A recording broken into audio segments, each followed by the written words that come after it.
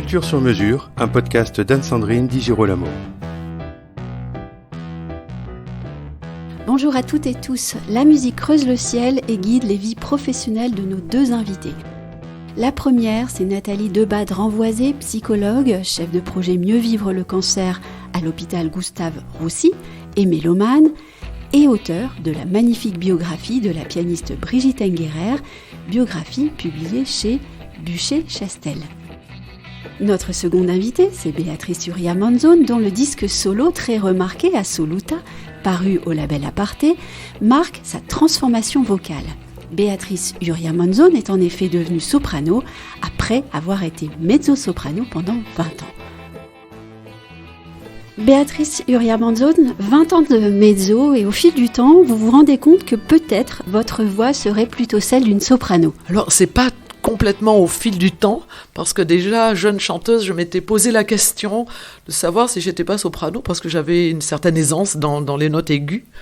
Mais j'avais pas franchi le cap à cette époque-là parce que pour diverses raisons, je sentais que je perdais l'ancrage de ma voix, que je perdais certaines qualités qui font ma spécificité vocale, et donc j'ai décidé de rester dans ce répertoire de mezzo-soprano pendant une vingtaine d'années à peu près. Et ensuite, au fil des années, il est vrai qu'on m'a proposé de plus en plus de rôles qui étaient un peu entre les deux, mezzo, puis qui tiraient quand même vers le soprano, qui demandaient à la voix d'évoluer vers l'aigu. Et puis, au final, s'est posé la question, vers 2009 à peu près, de savoir si je pourrais pas carrément franchir le cap et m'attaquer à des rôles bien plus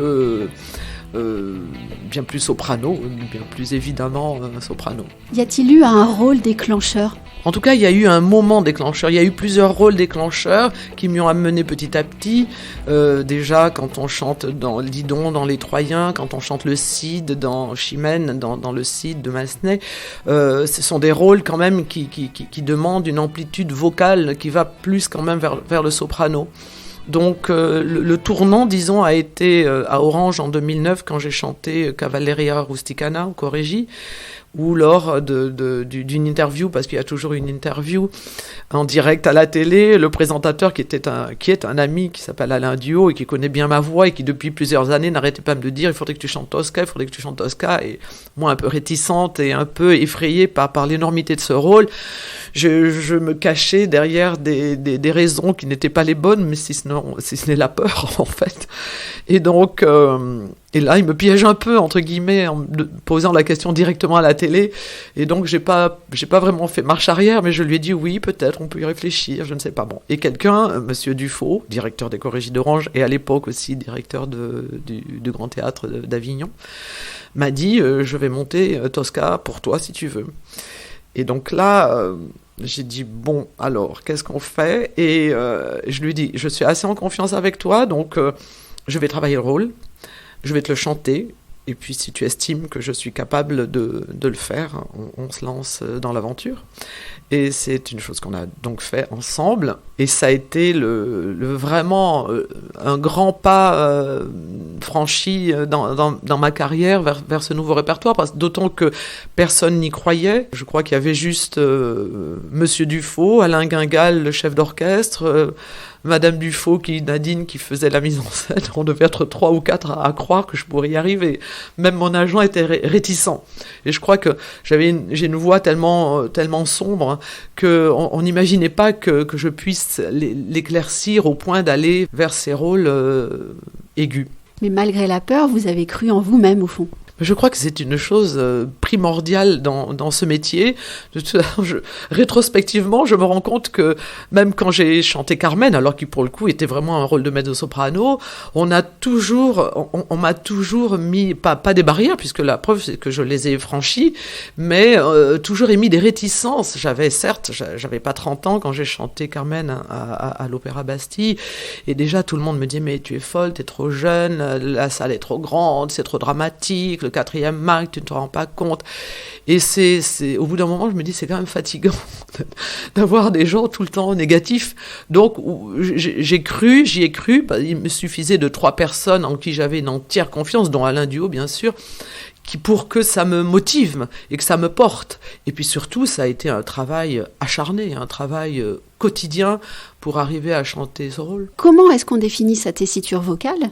Et ensuite, comment est-ce qu'on travaille ? Mais c'est je crois que c'est la chose en fait la plus difficile d'arriver à se connaître, à se connecter à soi-même, à vivre en vérité avec son corps, parce que on peut très bien avoir des fantasmes de rôle, oh, j'aimerais chanter ça, je me vois bien dans ça, et peut-être que notre voix ne correspond pas à ça. Moi, par chance, je crois que ma voix correspond à mon tempérament, mais il y a des gens qui ont une espèce de frustration par rapport à des rôles qu'ils aimeraient chanter, et la voix ne correspond pas, donc ils se mettent peut-être parfois à trafiquer, et donc ils se mettent finalement en danger, parce que le corps a toujours raison, en fait. Donc je crois que c'est la chose la plus difficile, c'est définir son répertoire, définir quelle voix on a. Dans votre disque Assoluta, les héroïnes que vous portez sont passionnées, révoltées, ardentes. Est-ce que vous faites partie de ces femmes-là ? En tout cas, c'est vrai que je me reconnais dans cette passion, je me reconnais dans ce côté très entier, et je me reconnais dans leur quête d'amour, dans leur souffrance, dans leur trahison, oui, c'est des choses que ce sont des femmes qui me parlent, et c'est vrai que quand on interprète des femmes comme ça, on essaie enfin, en tout cas moi, j'essaie de comprendre comment elles résonnent en moi, dans leur souffrance, dans leur tendresse, dans plein de choses. Après, effectivement, quand on voit Macbeth, Lady Macbeth, qui est une femme terrible, avide de pouvoir, alors là, pour le coup, je me retrouve pas personnellement là-dedans, mais j'essaie quand même de comprendre la psychologie de cette femme, et je sais pas comment la définir, mais finalement, cette souffrance qu'elle a en elle, ou ce manque, ou comprendre pourquoi elle en arrive là à demander à son mari de tuer le roi pour prendre sa place, cette soif de pouvoir, ceci dit, c'est une chose qu'aujourd'hui même je ne comprends pas dans notre société. Mais je crois que quand on doit interpréter un rôle, c'est essayer quand on dit incarner, c'est vraiment faire corps avec ce personnage, et essayer de faire sienne leurs émotions, et savoir quelle résonance il peut y avoir entre elle et moi. Pourquoi avez-vous choisi le titre Assoluta ? Ça, c'est la grande question, et des fois, je suis un peu peinée que l'on pense... Il y a un terme que l'on employait pour les grandes chanteuses d'opéra, qui étaient Maria Callas, qui étaient Caballé, Mirella Freni, enfin des grandes divas d'une certaine époque. Aujourd'hui, on l'emploie peut-être un peu moins, mais la diva assoluta, c'était l'emblème, c'était les femmes mythiques. Et moi, j'ai sorti diva parce que je voulais surtout pas qu'on pense que je me prenais pour une de ces femmes-là. Et malgré tout, il y a un peu une incompréhension, et malgré tout, certains pensent que c'est ce que je voulais dire, mais pas du tout. Mais par contre, j'ai voulu garder le terme de assoluta parce que c'est un hommage à ces femmes, c'est un hommage d'abord aussi à ces chanteuses, à ces femmes qui vivent dans l'absolu ces passions, qu'elles soient dans la souffrance, dans la tendresse, dans la violence. Et puis en même temps, c'était moi dans l'absolu. Finalement, aujourd'hui, je suis ça aussi, parce que vocalement, j'ai fait un parcours et je me retrouve dans ces femmes. Et vous vous êtes senti libre de suivre cette voie-là ? Complètement. Mais si à mon âge, on ne se sent pas libre de faire certaines choses, je crois que c'est un des avantages de vieillir. Voilà. Après, voilà, effectivement, c'était un peu osé peut-être, parce que pendant 20 ans, j'ai chanté les mezzo-sopranos, et que là, je m'attaque à un répertoire énorme, quoi. Énorme. Après, il y a certains rôles que je ne chanterai jamais en scène, mais là, je me suis fait plaisir. Écoutez, je pense que j'ai le droit, en fait. Après 30 ans de bons et loyaux services, je m'octroie ce droit.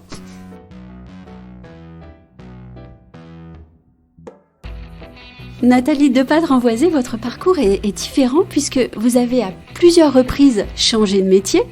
Alors que Béatrice Surya-Monzon, vous avez gardé le même métier, mais vous avez évolué. Nathalie, vous avez toujours gardé un fil rouge, qui est celui de la musique, tout en évoluant dans divers secteurs très différents. Le marketing, le commercial, la santé, et puis aussi le journalisme et la presse musicale.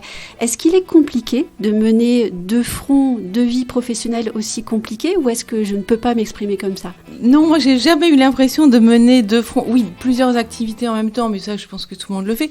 Moi je vois le lien entre tout ça, donc j'ai pas du tout le sentiment d'avoir deux vies professionnelles. Mais vous savez, moi j'ai fait de la musique, j'ai commencé très jeune en fait. Voilà, je venais d'une famille par mon père de musicien, avec une grand-mère qui est professeur de solfège et de piano. Enfin, donc j'ai fait mes études parallèlement.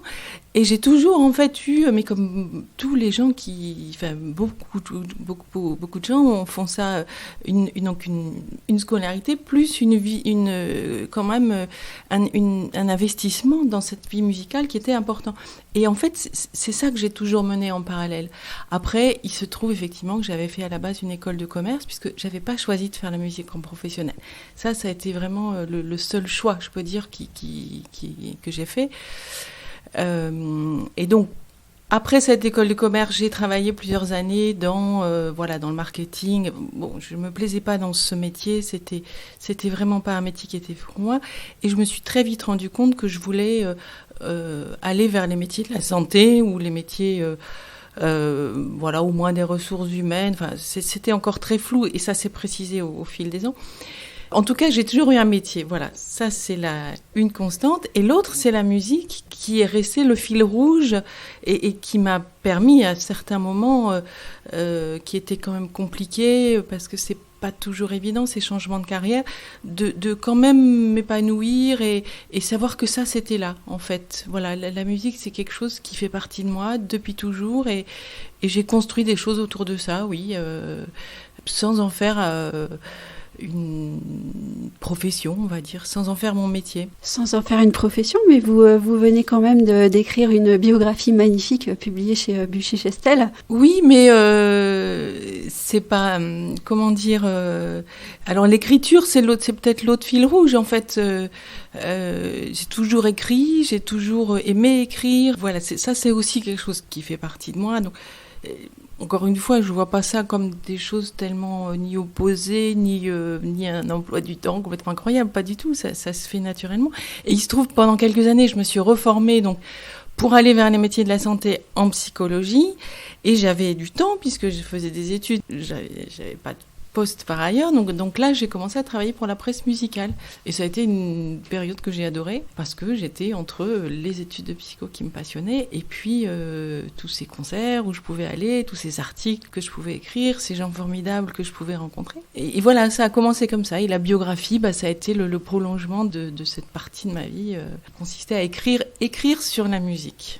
Vous avez rencontré Brigitte Engerer une seule fois, le 10 avril 2012, dans le centre de lutte contre le cancer à Villejuif dans lequel vous travaillez. Et là, une évidence s'impose à vous, vous allez écrire une biographie de cette grande dame du piano. Oui, exactement. En fait, depuis déjà plusieurs années, j'avais dans l'idée de faire un travail plus long, plus abouti que des portraits que j'avais pu faire. J'avais beaucoup aimé cette partie qui consistait à faire des portraits de musiciens exclusivement. Et donc j'avais cette idée de faire quelque chose de plus long, d'entrer dans la vie vraiment de quelqu'un qui avait fait de la musique sa vie complètement, contrairement à moi peut-être, je sais pas. Et il se trouve que en avril 2012, à l'occasion d'un concert annuel qu'on faisait, un grand concert qu'on faisait dans l'hôpital pour les patients, mais aussi les donateurs, etc. J'ai contacté Brigitte Engerer en lui demandant si elle voulait bien venir jouer. Sans réfléchir, elle m'a dit oui. Voilà, déjà ça, c'était un moment... elle avait un agenda qui était encore très rempli, bien qu'étant malade. Et tout de suite, elle m'a dit oui, vraiment avec un mouvement de générosité qui m'avait marqué. On s'est rencontrés ensuite à cette occasion. C'était donc en avril 2012. Elle était déjà très malade puisqu'elle est décédée quelques mois plus tard. Et comme je l'ai expliqué dans la préface du livre, ça a été le déclencheur de ce livre parce que j'ai vu cette femme qui était... je pense qu'elle savait déjà qu'elle était je ne vais pas dire que ses jours étaient comptés, mais quand même que son espérance de vie était très limitée. Et je l'ai vue se transformer au cours du concert qu'elle a donné dans l'hôpital. J'ai vu la musique la transformer. Comme je voyais la musique aussi aider, accompagner les patients dans ce que je faisais moi dans l'hôpital. Voilà. Et là, vraiment, ça a été un moment très fort. Et bon, ensuite, voilà, elle est décédée, etc. Et vraiment, très peu de temps après sa mort, j'ai commencé à penser, à écrire sur elle. Et je voyais déjà le premier chapitre qui était la dernière séance. Parce qu'il y avait eu évidemment ce concert à l'hôpital, et il y en avait eu d'autres, en particulier un concert au Théâtre des Champs-Élysées qu'elle a donné 1 mois avant sa mort, quand même. Il m'a semblé aussi intéressant de relever que vous avez choisi le genre littéraire de la biographie. Est-ce que c'est son parcours de vie très fort qui vous a également inspiré ? Il y avait dans son parcours, oui, des choses... bon, déjà, c'était une très grande pianiste. Moi, elle était une génération... Vraiment, je l'ai toujours admirée. J'ai pas eu la chance de travailler du tout avec elle, mais j'ai pu la voir dans des stages et des académies auxquelles je venais comme élève, hein, bien sûr. Voilà, donc c'est quelqu'un que je connaissais quand même. Et puis, on a vu quelques contacts à l'occasion d'articles, et puis quand elle est venue aussi faire ce concert. Donc, il y avait, je sais pas, une familiarité, pas une familiarité, non, mais un contact qui s'est noué. Et après, il y avait dans son parcours des choses qui m'ont tout de suite permis de me dire, ah bah voilà, il y a du... Enfin, pardonnez-moi le mot, j'allais dire du matériel. Il y a des choses à dire, parce qu'elle avait passé 10 ans en Russie, entre 1970 et 1980, ce qui était quand même pas banal, hein. Il faut se remettre dans l'époque. Et puis, elle avait eu cette magnifique carrière. Elle avait eu aussi elle avait été formée par Stanislas Neuhaus, qui était quand même le fils de Heinrich Neuhaus. Enfin, il y avait quand même beaucoup de choses dans sa carrière. Un prix Reine-Élisabeth, un prix Tchaïkovski. Il y avait déjà beaucoup de choses qui apparaissaient comme ça toutes seules quand j'ai commencé à réfléchir à ce projet. Oui. Et puis d'autres choses plus personnelles et sensibles, je pense à des déracinements, la Tunisie, la France, la Russie, à nouveau la France, une peur folle du trac qu'il a mené toute sa vie, ou même le fait que sa vie de concertiste ne lui plaise pas forcément. Tout ça, c'est attachant. Oui, absolument. Tout ça, je l'ai découvert au fur et à mesure, parce que je la connaissais pas, hein. Je savais juste quelques petites choses sur elle, mais après, en rentrant dans sa vie, en fait, en rencontrant des gens qui l'avaient bien connue, là, j'ai découvert vraiment l'artiste qu'elle était. Oui, c'est évidemment, c'est ses souffrances personnelles aussi, le déracinement de la Tunisie, le deuxième déracinement de Moscou. Elle a toujours dit que si Neuhaus n'était pas mort, elle ne serait jamais rentrée, donc elle n'aurait pas eu la carrière qu'elle a eue. Donc il y avait sa vie a été faite de ruptures. Le mariage après avec Yann Kefelec, et puis le divorce. Il y avait quand même beaucoup de choses à dire, hein. Oui, c'est sûr. Et vous-même, qu'avez-vous appris en écrivant ce livre ? Appris sur vous-même, pour votre propre vie professionnelle ? Alors là, j'ai beaucoup appris en faisant ce livre. C'est ce que je me suis lancée là-dedans. Un petit peu comme disait Béatrice. Il y a un moment, on se lance, on se dit, oui, c'est un peu fou, mais bon, allez, je vais le faire quand même. J'étais assez sûre de moi pour le faire, mais après j'ai beaucoup appris.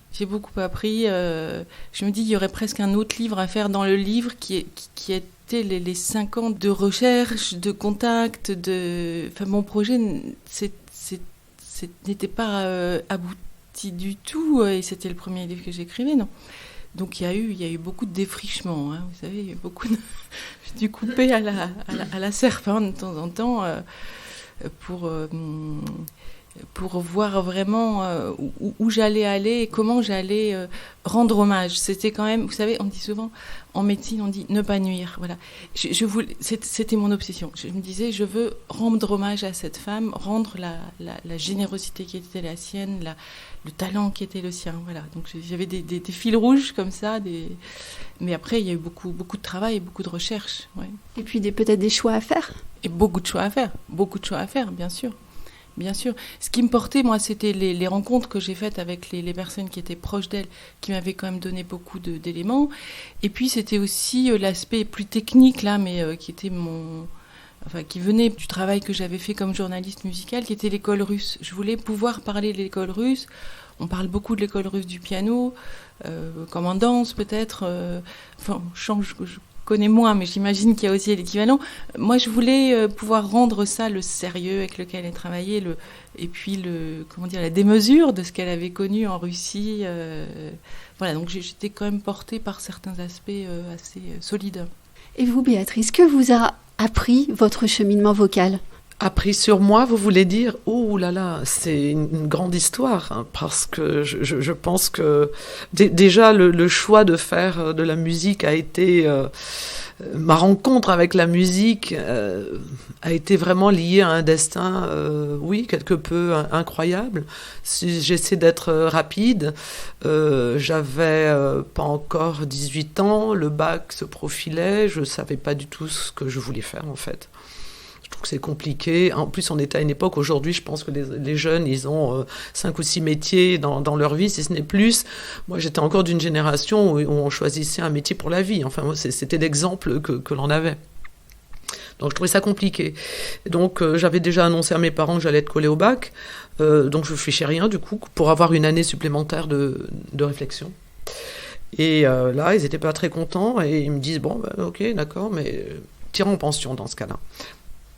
Et donc, j'ai dit, ok, donc on m'inscrit en pension, je rencontre le directeur, et il me dit, voilà, je t'inscris pour la rentrée. Il me dit, quand même, passe ton bac. Bon, je passe mon bac. Comme j'avais rien fait, je me suis dit, de toute façon, je suis même pas allée voir les résultats du bac. J'habitais à 15 km d'Agen.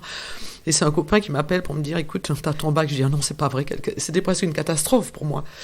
Et donc, je me suis dit, mon Dieu, mais qu'est-ce que je vais faire ? Je suis inscrite nulle part en fac. J'étais inscrite dans ce lycée pour l'an prochain. Je m'étais déjà mise en tête que j'allais être en pension et tout. Donc, j'en parle à mes parents. J'en parle à sa directeur et qui me dit, bon, écoute, moi, t'es inscrite. Si tu veux venir, tu viens. Hein. Et mes parents me disent, bon, écoute, s'il te dit ça, on a un peu choisi la facilité. Et en fait, ce directeur, M. Gardeil, était passionné d'opéra. Et il avait monté un peu comme dans les choristes, vous savez, il avait monté une chorale avec les profs, avec les élèves, et on chantait. Et tous les ans, on donnait un concert avec les élèves et les profs devant 1000 personnes. Enfin, c'était un truc incroyable. Il a fait découvrir la musique à tellement de jeunes. Et moi, ça a été un bouleversement, en plus à une époque où dans mon corps j'étais pas bien, où je me posais tellement de questions sur la vie, sur mon avenir, sur tellement de choses. Et tout d'un coup, c'était comme si mon corps et ma tête s'étaient enfin emboîtés. Comme s'il y avait enfin une connexion, comme s'il y avait une résonance, une raison de vivre. Un truc qui était, c'est la réponse que j'attendais, le chant, la musique. Et ça a été une découverte incroyable. Même si je venais d'un milieu artistique, dans la mesure où mon père était artiste peintre, et qu'il a mené une magnifique carrière, donc je connaissais aussi les angoisses de l'artiste, mais je ne le connaissais pas en le vivant moi-même intensément. Et ça a été une révélation. Donc voilà ce que ça m'a appris en partie sur moi. Merci à toutes les deux d'avoir partagé avec autant de simplicité vos parcours professionnels qui sont loin d'être terminés. Merci pour ce disque Assoluta qui m'a vraiment beaucoup touchée, et merci pour ce très très beau livre que je recommande à tout le monde.